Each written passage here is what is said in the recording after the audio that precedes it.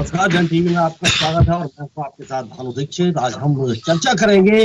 राजस्थान पूरी तरह से कोरोना से अनलॉक हो चुका है। कोरोना की नई गाइडलाइन जारी कर दी गई है और नई गाइडलाइन के तहत सब कुछ अनलॉक कर दिया गया है।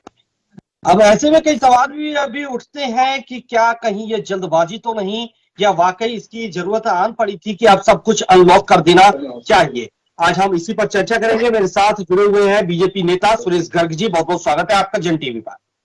और डॉक्टर पंकज आनंद, वरिष्ठ फिजिशियन है जयपुर से। बहुत बहुत स्वागत है डॉक्टर आनंद जी आपका जन टीवी पर। और आर तिवारी, कांग्रेस नेता भी हमारे साथ जुड़े हुए हैं। बहुत बहुत स्वागत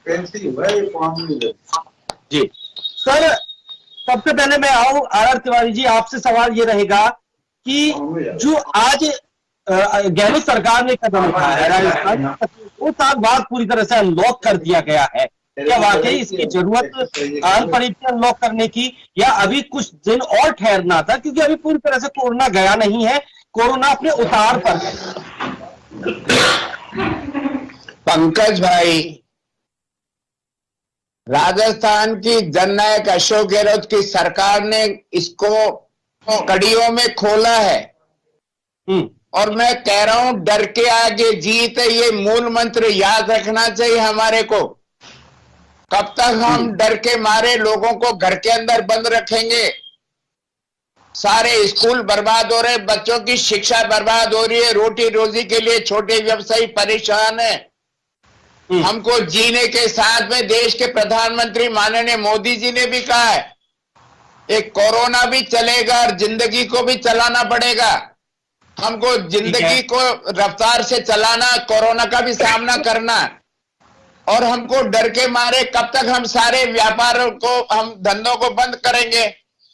देश राजस्थान के 7.5 करोड़ लोगों की रोटी रोजी का, व्यापार का हमको चलाना है, स्कूल चलाना है, चिकित्सालय चलाना है, रफ्तार पे लाना है जिंदगी को। आर तिवारी जी, तो क्या गहलोत सरकार ने ये मान लिया है कि अब कोरोना के साथ ही जीना है? ये तो हमको मानना ही पड़ेगा। ये WHO का भी है। दुनिया में WHO ने भी कहा कि कोरोना गया नहीं है, लेकिन ये जो ओमिक्रॉन इसका जो आया है नया सब्स्टिट्यूट, ये हल्का है। पहले WHO ने दुनिया में तहलका मचा दिया, लेकिन भारत में सबसे बड़ी बात यह है कि हमारे यहाँ लगभग डबल डोज लग चुकी है वरिष्ठ नागरिकों को, 70 से ऊपर वालों को, और 45 से ऊपर वालों को भी लगभग 90% लोगों ने डबल डोज लगा लिया है, और बूस्टर डोज भी लगा लिया 65 साल से ऊपर वालों ने। तो ये जो हमको वैक्सीन मिली है वो वरदान है भारत के लिए, और भारत के वासियों ने डोज लेकर के इस ओमिक्रॉन का सामना किया है। और इसी बात को ध्यान में रखते हुए, जब 90% के ऊपर हमारा डबल डोज वैक्सीन लग चुकी है, तो हमको डरने के साथ में हमको ध्यान रखना पड़ेगा। अशोक गहलोत जी ने ये नहीं कहा कि आप लोग मास्क के बिना घूमो, लेकिन हमको जीना है तो ये सारी व्यवस्थाएं करनी पड़ेगी। आज देश में 5 राज्यों में चुनाव चल रहे हैं। चुनाव आयोग ने भी पहले 500 लोगों को परमिशन दी, फिर हमको 1000 लोगों की परमिशन दी। तो हमको भारत सरकार के गाइडलाइन को भी ध्यान में रखते हुए राजस्थान के मुख्यमंत्री। ठीक है आर तिवारी जी, आता हूं आपको जवाब इसका आपके लिए लेते हैं सुरेश गर्ग जी से। सुरेश गर्ग जी, क्या लगता है कहीं जल्दबाजी तो नहीं कर रहा राजस्थान, या वाकई इसकी जरूरत आन पड़ी थी? जिस तरह से व्यापारी पीड़ित थे, लोगों के रोजगार खत्म हो रहे थे, वापस हमें अब पटरी पर आ जाना चाहिए और यही वक्त है पटरी पर आने का।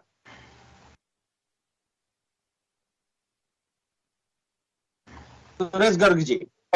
पंकज जी, देखिए, ये अच्छी बात है कि आज केंद्र सरकार की आप तिवारी जी तारीफ कर रहे हैं कि आज हिंदुस्तान के अंदर 173 करोड़ डोज लग गई, और उस वैक्सीनेशन का नतीजा है कि तीसरी वेव को इंडिया के अंदर ज्यादा नुकसान नहीं हुआ तीसरी वेव से। ये बहुत अच्छी बात है। आज इन्होंने पूरे राजस्थान को अनलॉक किया है, सभी सुविधाएं उन्होंने खोल दी है। इससे नो डाउट, क्योंकि व्यापारियों को नुकसान हो रहा था, स्कूलों को नुकसान हो रहा था, होटल इंडस्ट्री, सबसे ज्यादा होटल इंडस्ट्रीज को नुकसान हो रहा था, और एजुकेशन में सबसे ज्यादा नुकसान हो रहा था। लेकिन मेरा ये कहना है कि WHO अभी भी ये कह रहा है कि भाई कोरोना नहीं गया है। कोरोना का चौथा वेरिएंट, नया वेरिएंट कभी भी आ सकता है। उसका रीजन ये है कि अफ्रीकी कंट्रीज के अंदर अभी भी 85% लोगों को सिंगल डोज नहीं लगी हुई है, तो इस कारण से कोरोना कभी भी आ सकता है। तो कोरोना की जो गाइडलाइंस है केंद्र सरकार की, WHO की, उस गाइडलाइंस को राजस्थान की सरकार को फॉलो करवाना चाहिए। क्योंकि आपने अनलॉक कर दिया, बहुत अच्छी बात है, लेकिन इसको फॉलो करना चाहिए। केंद्र सरकार ने जो सुविधाएं भेजी हुई है उन सुविधाओं को का उपयोग करना चाहिए। केंद्र, अगर मान लो कोई घटना हो जाती है या कोरोना से कोई क्षति हो जाती है, तो केंद्र सरकार के ऊपर ठीकरा न फोड़े। केंद्र सरकार ने आज हमने, सुरेश गर्ग जी, लेकिन सुरेश गर्ग जी, आपको क्या लगता है, जिस तरह से गहलोत सरकार ने राजस्थान में जो सुविधाएं कोरोना काल के दौरान दी है, अस्पतालों में दी है, क्या वो नाकाफी है? क्या वो सही नहीं थी? उनमें कहीं कमी थी? निश्चित रूप से जो केंद्र सरकार ने वेंटिलेटर भेजे थे वो हर जिले के अंदर, हॉस्पिटलों के अंदर, कबाड़ के अंदर पड़े हुए थे। ये एक बड़ी बड़ी, अब की बार हमने केंद्र सरकार ने इसमें राजनीति मत करो सुरेश गर्ग। सर्टिफिकेट वेंटिलेटर के लिए आपने भेजे नहीं, राजस्थान के 3 मंत्री जाकर के लेकर गए। केंद्र सरकार ने भेदभाव किया, गैस के ऑक्सीजन का आपने इंतजाम नहीं करने दिया। अरे सुनने की दीक्षित भाई राजस्थान के 25 भारतीय जनता पार्टी के सांसद हैं। अरे जब राजस्थान में ऑक्सीजन के मारे मरीजों को ऑक्सीजन का सिलेंडर नहीं मिल रहा था, मारे मारे फिर रहे थे। और ये आप 9,000 लोगों का क्यों ऐसा कर रहे हो? जब 38,000 लोगों ने कोरोना का मुआवजा मांगा तो आप 9,000 रुपए क्यों मुआवजा दे रहे हो? 18,000 रुपए क्यों मुआवजा देना चाहिए? क्यों आप 8,000 लोगों का ही मुआवजा दे रहे हो? तो कहीं ना कहीं ये कमियां है। वेंटिलेटर भेजे हैं, उनकी साल संभाल होनी चाहिए। अब की बार केंद्र सरकार ने क्या किया है कि इनसे सर्टिफिकेट लिया है कि भाई ये चालू अवस्था में, नहीं तो इन्होंने पिछली बार भी ठीक रहा। इनके नेता है, उन्होंने वैक्सीन लगवाने के लिए मना किया था पहले। तो ये चलिए, किसने मना नहीं किया? सुरेश गर्ग, किसी ने मना नहीं किया? किसी नेता ने वैक्सीनेशन के लिए मना नहीं किया। अरे राजस्थान के वैक्सीन का इंतजाम करो। गर्ग जी, अभी हम राजनीति पर नहीं जाएंगे, अभी सीधा सवाल यही है कि कहीं हम जल्दबाजी तो नहीं कर रहे हैं, या यही सही बात है? डॉक्टर साहब जी मेरे साथ है, डॉक्टर पंकज आनंद जी। पंकज आनंद जी, जिस तरह से कोरोना उतार पर है, कोरोना की तीसरी लहर जाती हुई दिख रही है, लेकिन बताया यह भी जा रहा है कि ओमिक्रॉन के बाद अब डेल्टा क्रोन आ रहा है और कई देशों में इसकी दस्तक हो चुकी है। तो कहीं क्या वाकई ये जल्दबाजी तो नहीं? और डेल्टा क्रोन जो आ रहा है, वायरस का जो नया वर्जन बताया जा रहा है, कहीं वो इससे घातक तो नहीं? तो कहीं ऐसा तो नहीं कि हम उसकी बिना जांच किए जल्दबाजी में सब कुछ अनलॉक कर दें? देखिए, पहले तो हमें ये समझना पड़ेगा कि हम किससे डील कर रहे हैं। ये वायरस ये नहीं जानता कि मैं बीजेपी का हूं या कांग्रेस का हूं। दूसरी वेव में, पहली वेव में मेरे कई आदरणीय बीजेपी के नेता और कांग्रेस के नेता भी लपेटे में आए थे। अनफॉर्चुनेटली हमने लूज किया था। तो वायरस का कोई जाति धर्म पार्टी नहीं है। इस वायरस में ये एक क्षमता है, जैसे हर वायरस में होती है, कि अपना रूप, प्रकार, डिजीज सिवेरिटी बदलता है। और ये एक लगभग तय मानिए कि ये वायरस कभी जाएगा नहीं। हाँ, ये हो जाएगा जिसको हमारी भाषा में एंडेमिक बोलते हैं, कि एक एरिया में ये वायरस छोटी छोटी वेव्स लाता रहेगा, रूप बदल बदल के। ये बात बिल्कुल सही है कि हम अपनी सारी जिंदगी, अपना पूरा देश इसकी गिरवी नहीं रख सकते। हमें इसके विरुद्ध लड़के नहीं, हमें इसके साथ जीना पड़ेगा। हमें रियलाइज करना पड़ेगा कि हमें क्या क्या सावधानियां बरतनी हैं। हमारी जिंदगी हरदम के लिए बदल गई है, ये आप समझिए।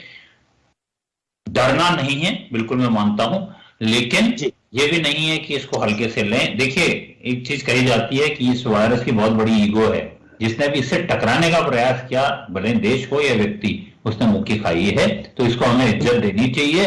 और जो आप डेल्टा माइक्रॉन वाली बात कर रहे हैं, वो अभी तक WHO या CDC ने उसको मान्यता नहीं दी है। वो ऐसा माना जा रहा है, कुछ लोगों ने ये प्रोपोगेट किया है कि शायद ये वायरस है, लेकिन अभी इतना लिटरेचर, इतना डाटा, इतनी संख्या नहीं है कि हम उसको लेके कुछ भी चीज पक्के से कह सकें। पर मेरी विनती जनता से ये है कि आप बहुत, ये मजबूरी है हम सबकी कि हमें खुलना पड़ेगा, हमें सब कुछ खोलना है, आगे बढ़ना है, लेकिन इस वायरस को हल्के से न लें।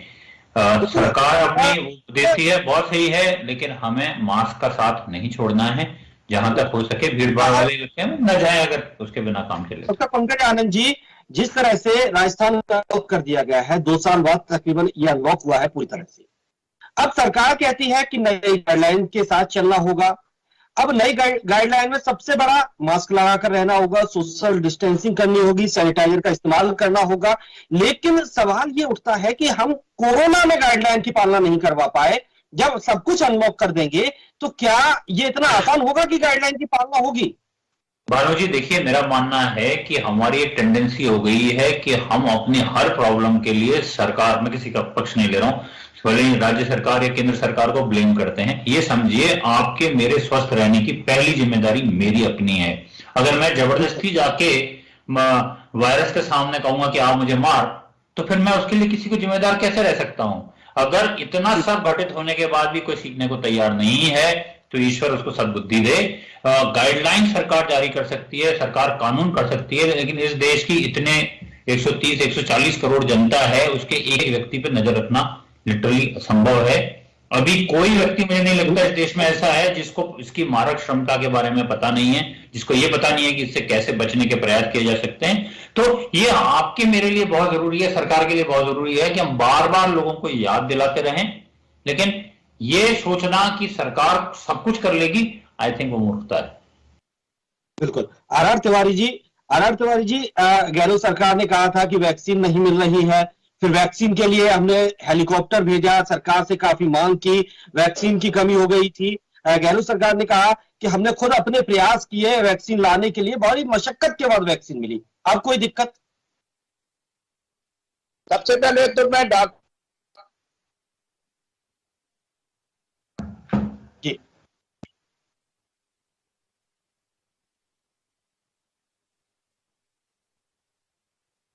संपर्क टूट गया आर तिवारी जी से, दोबारा कोशिश कर रहे हैं उनसे जुड़ने की।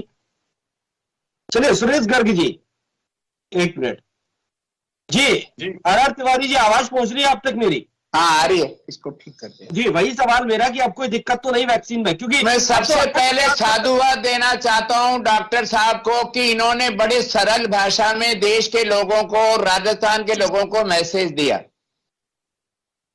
मैं ये कहना चाहता हूं कि चाहे भारत सरकार बीजेपी की हो, चाहे राजस्थान की कांग्रेस सरकार हो, देश ने 2 कोरोना काल को भोगा है। हमने हमारे प्रियो को खोया है। हमारे घर में अगर नुकसान नहीं हुआ तो हमारे पड़ोस में नुकसान हुआ है। लाखों लोगों ने अपना जीवन दिया है। कोरोना के मामले में हमको सावचेत रहना पड़ेगा, हमको मास्क लगाना पड़ेगा, दूरी बना करके रखना पड़ेगा। सही कह रहे थे डॉक्टर पंकज के 130 करोड़ लोगों के पीछे सरकार, चाहे वो भाजपा की हो, चाहे टीएमसी की हो, चाहे कांग्रेस की हो, हर आदमी के पीछे हम कानून का पालना नहीं करवा सकते। लेकिन फिर भी मैं कहना चाहता हूं कि जननायक अशोक गहलोत जी ने, WHO और भारत सरकार के स्वास्थ्य मंत्रालय ने जो गाइडलाइन जारी की है, हमने स्कूल खोलने से पहले स्कूल वालों से कहा है कि वो मास्क लगाने की प्रक्रिया रखेंगे, बच्चों को बैठाने में 2 गज की दूरी रखेंगे, वो सारे नियम कायदे कानून करेंगे। पेरेंट्स से कहा, बिना अगर लिखित में पेरेंट्स, अगर लिखित में देगा पेरेंट्स, तो बच्चों की क्लासें लगाई जाएगी, और वो जो ऑनलाइन क्लास है उनको बंद नहीं कर सकेगा स्कूल वाला, चाहे सरकार के स्कूल हो चाहे निजी स्कूल हो। और रहा सवाल आज राजस्थान में वैक्सीन का, मैं धन्यवाद देना चाहता हूं वैक्सीन निर्माताओं को कि अब देश में कहीं वैक्सीन की कमी मेरे को नजर नहीं आ रही। राजस्थान में चाहे वो 18 साल 15 से 18 साल के बच्चों का हो या 45 साल तक के बच्चों का हो, प्रौढ़ों का हो या सीनियर सिटीजन का, वैक्सीन की कहीं कोई कमी नहीं है। और हम तो इसको एक तरह से प्रतियोगिता के रूप में करवा रहे हैं कि राजस्थान जल्दी से जल्दी 100% अव्वल नंबर लेकर के आए। और मैं कहना चाहता हूं डॉक्टर साहब आपको और सुरेश जी को कि राजस्थान ने वैक्सीन में भी भारत सरकार की गाइडलाइन के अनुसार अव्वल नंबर टॉप 10 में हम हैं। मैं नहीं कह रहा हूं पूरा देश में हम नंबर 1 है, लेकिन मैं फिर ये कहना चाहता हूं भानु भाई अशोक गहलोत जी का कोरोना काल में जो व्यवस्थाएं थी उसके लिए भारत के प्रधानमंत्री ने भी सराहना की। राजस्थान के भीलवाड़ा मॉडल को, रामगंज मॉडल को उन्होंने तरजीह दी। और मैं कहना चाहता हूं ये लड़ाई राजनीतिक लड़ाई नहीं है, ये लड़ाई बचाने के लिए। इसमें कांग्रेस ने अशोक गहलोत जो ऑक्सीजन की कमी हुई थी, दूसरी लहर में लेकर जो ऑक्सीजन की कमी हुई थी, बेड्स की कमी हो गई, ये मेरे नहीं विपक्ष के साथ है। भानु भाई वो तो पूरे देश ने देखा है, पूरे देश के अंदर व्यवस्थाएं चरमरा गई थी।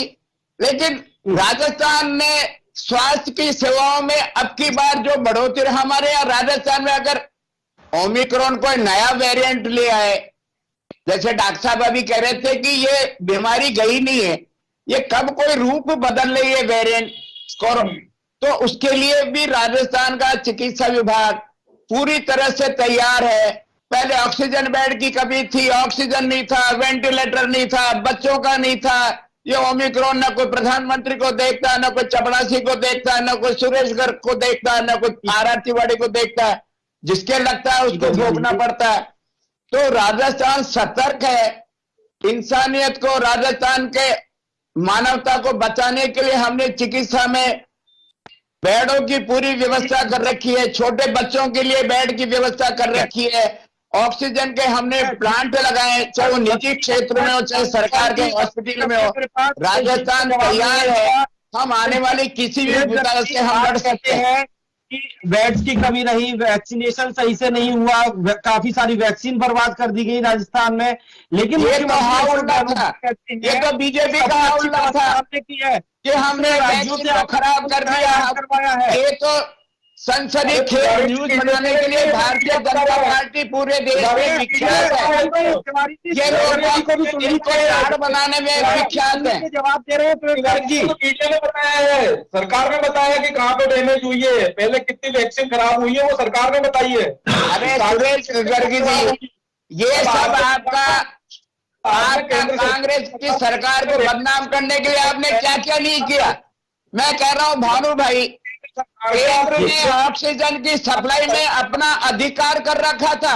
आपको याद होगा राजस्थान ने दूसरे बंगाल से बनाया, पता नहीं कौन कौन से राज्यों से हमको हमारे ऑक्सीजन के लिए हमने बड़े टैंक भेजे। सप्लाई में भारत सरकार ने कांग्रेस के साथ में दुर्भावना से, कांग्रेस राज जहां जहां है उन्होंने यह दुर्भावना से सप्लाई की। हमको कह दिया बंगाल से लेकर के आओ, राजस्थान को कह दिया उड़ीसा से लेकर के आओ, क्योंकि सारा केंद्रीकरण सप्लाई केंद्र सरकार के स्वास्थ्य विभाग के पास में थी। जी जी जी जी डॉक्टर, देखिए ये सारी बातें तो हो ही रही हैं, प्रबुद्ध जन हैं, रिस्पेक्टेबल हैं, लेकिन मैं एक करबद्ध प्रार्थना एक आम नागरिक के तौर पे कहना चाहूंगा। आपने, हमने सबने पिछले 1-1.5 साल में जो भोगा है, ईश्वर किसी को न भोगा है। महत्वपूर्ण ये नहीं है कि कहां किससे गलती हुई, ये एक फैक्ट है कि पूरी दुनिया में जिस तरीके से वायरस फैलता है कि बेस्ट ऑफ हेल्थ केयर जहां थी अमेरिका में कहीं, वहां वो भी चरमराई। इंपॉर्टेंट ये है कि इस पूरे तजुर्बे से आप और मैंने क्या सीखा, हम आगे ये दोबारा न। देखिए ये वायरस है या कोई और वायरस है, अभी नहीं 10 साल 20 साल 50 साल बाद ये दोबारा आएगा, ये निश्चित है। पेंडेमिक, अभी समय है कि हम इन और चीजों पे ध्यान तो देते रहें, लेकिन जो हमारी स्वास्थ्य सेवाएं हैं, जो आपको, मेरे को, हमारे जीवन को, हमारे आने वाली संतति के जीवन को अफेक्ट करने वाली हैं, उन पे ध्यान दें। हमारे देश का कुल जो बजट है उसमें हेल्थ केयर का बहुत छोटा बजट होता है, 2% 3%। मेरी विनती है स्टेट, मैं ये नहीं कह रहा हूं ये नहीं कर रहे हैं, लेकिन मैं इस मौके का लाभ उठा के जनता की तरफ से अपील करना चाहता हूं कि हमारी जो स्वास्थ्य सेवाएं हैं आम जनता के लिए, देखिए आपको याद होगा एक रेमडेसिविर इंजेक्शन, मैं उसमें नहीं जाऊंगा वो कितना महत्वपूर्ण था या नहीं, उसके लिए मैंने देखा है बड़े बड़े लोगों को तड़फते हुए, क्या उसकी रेट थी, किस पे मिला, बहुत लोग मरे हैं। और सबसे पहले चूंकि हम फ्रंट लाइन वर्कर्स हैं, हमने वो मानवीय त्रासदी देखी है, किसी का पैसा काम नहीं आता साहब। इंपॉर्टेंट है कि हमारी हेल्थ केयर को हम इतना स्ट्रॉन्ग कर लें, इतनी मजबूत कर जाएं कि आगे अगर ये होता है तो न कांग्रेस बीजेपी पे आरोप लगाए, न बीजेपी कांग्रेस पे, हम सब इसमें एक साथ हैं। इतनी सी मेरी करबद्ध प्रार्थना है मेरे सीनियर लोगों से।